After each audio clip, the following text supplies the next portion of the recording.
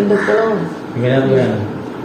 ഇവരങ്ങനെ ഈ മനുഷ്യ ജന്മം കിട്ടുന്നത് ജീവിക്കാൻ വേണ്ടി അത് ഈശ്വരനെ വിശ്വസിച്ച് ജീവിക്കുക. ഇവ കുറേ പണി കിട്ടുന്ന നമ്മളതുകൊണ്ട് ആദ്യം മുന്നോട്ട് അവനും ദൈവത്തെ വിളിച്ചിട്ട് വേണം എല്ലാം ചെയ്യാൻ. അത് ചെയ്യാൻ എത്ര എന്തൊക്കെയുണ്ടായിരുന്നത് എത്ര വലിയ പണിക്കാരനാണ്. ഒരു കുട്ടി പണിക്ക് വിളിക്കില്ല.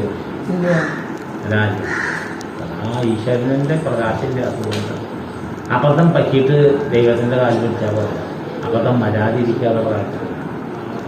ദൈവത്തെ വിളിക്കാൻ ആരും പറഞ്ഞു കൊടുക്കുന്നു വേണ്ട, സ്വാഭാവികമായിട്ട് തോന്നണം. അന്വേഷണെ വിളിക്കട്ടെ, നല്ല ചെയ്യുന്നു, നല്ല മാറ്റാൻ പറ്റുള്ളൂ. യോഗ നല്ലൊരു കാര്യം കൊണ്ട് കാശ് വിചാരിച്ചിട്ട് വല്ല ഗുണമുണ്ടോ? ഭസ്മട്ട വെള്ളം കൊണ്ട് നോക്കാൻ ഭസ്മെടുത്ത് അവൻ പ്രാർത്ഥിക്കട്ടെ, എൻ്റെ എല്ലാ ദുരോഗദോഷങ്ങളും മാറ്റട്ടെ പറഞ്ഞു. അവൻ ദേഹത്ത് സ്വാമി കഴുകി വെച്ചോളൂ. ദേഹത്ത് ഇതുവരെയുള്ള ഭാഗങ്ങൾ മുഴുവൻ പോയി സ്വയബോധത്തിലെ എന്ന് പറഞ്ഞാൽ വന്നാവല്ല കേൾക്കുക. സ്വയബോധം അവനോട് ഇനി അവ എല്ലാം വന്ന് ദൈവത്തോട് ഇവ മകാതന്മാരിയ ഒന്നും കൂട്ടാക്കുന്നില്ല. ഇത് കൂട്ടാണ് അവനെടുത്തോണ്ടത്തെ കാര്യം. മനസ്സ് ദൈവത്തിലേക്ക് എത്തണ്ടേ? ചതി പറ്റിയപ്പോൾ ഇരുന്നു ഇപ്പം ഭ്രാന്തനായിട്ടിരിക്കുക. ഒരു മിണ്ടാട്ടിലോ ജീവിയിലെ കളിയിലോ ഒന്നുമില്ല.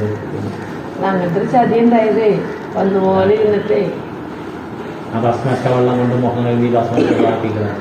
എൻ്റെ പണിക്ക് ഇത് നീ അവന് പണിക്ക് എടുക്കാൻ പോകുമ്പോൾ എൻ്റെ തരാൻ തരത്തില്ലാത്ത ക്ലാസ് കേൾക്കുക. ഭസ്മട്ട വെള്ളം കൊണ്ട് മുഖം കഴുകി ഭസ്മട്ട